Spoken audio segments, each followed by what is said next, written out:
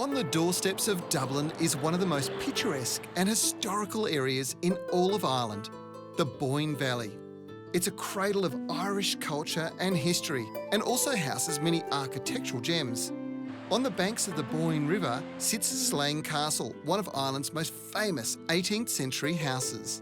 Trev, can you believe this is a family estate? It's home to the Cunningham family who've been here since 1701. But can you just imagine being a kid and growing up here? No, I can't. It would be so cool. It is such an amazing building. I've always wanted to come here and sort of explore this place. It's sort of like folklore as a kid. And I'd like to get down inside, you know, the base of the castle and find the dungeon and maybe even a vat of whiskey or something. It'd be really cool. Yeah, that'd be right. I want to explore the grounds because there's 1,500 acres on this estate.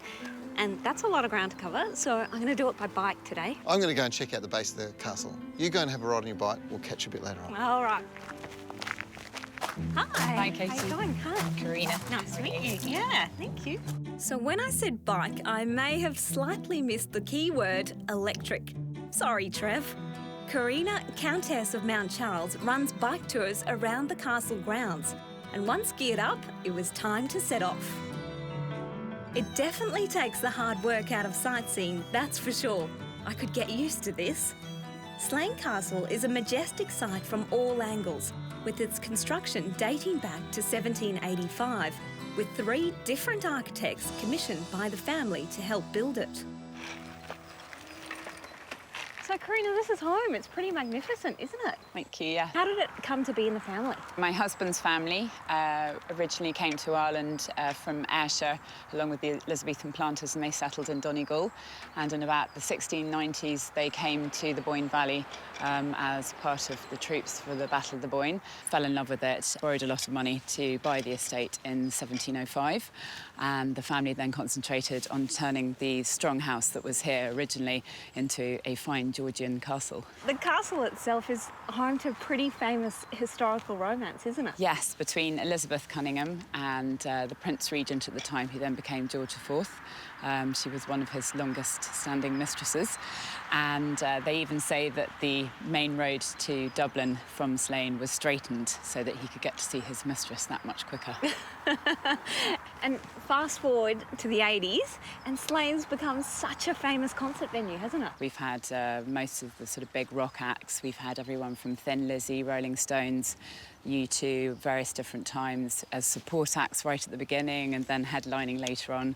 And they recorded The Unforgettable Fire in the Castle, and then on to sort of modern times, the likes of Madonna, Eminem, and wow. Yeah. That's pretty amazing.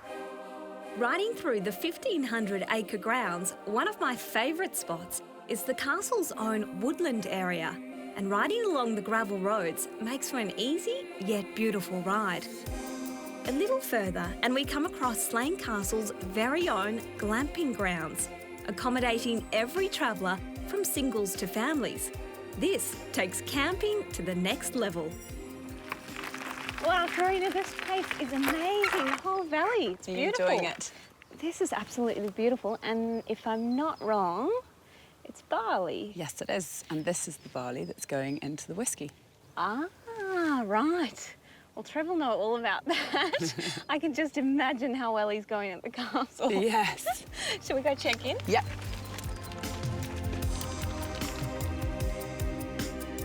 Slane Castle may be famous for its history and rock concerts, but Alexander, the Earl of Mount Charles, is heading a new venture involving my favourite amber nectar. He's building a state-of-the-art Irish whiskey distillery.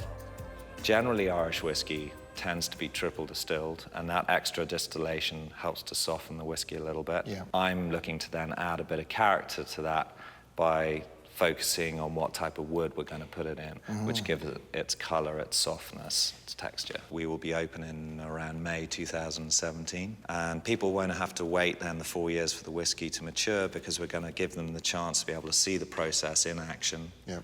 Everything from milling the barley to mashing, fermenting, distilling, and they're going to be able to taste the whiskey as it evolves. And that really is going to be the future for this place, and hopefully keeping my family and this place safe for generations to come will all be down to this stuff, the amber nectar.